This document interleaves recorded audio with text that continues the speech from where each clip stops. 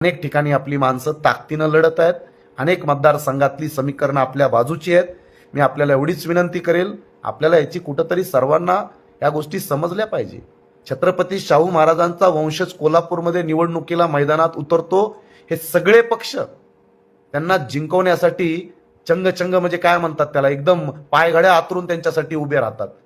आणि खुद्द वंचित बहुजन आघाडीने त्यांना पाठिंबा दिला. अरे शाहू महाराजाचा वंश मैदानात येतो तर त्याला खासदार बनवण्यासाठी किती धडपड, आणि बाबासाहेब आंबेडकरांचा वंश मैदानात येतो तर त्याला पाडण्यासाठी किती धडपड. याचे काही महाराष्ट्रातले लोक विचार करणार आहेत की नाही?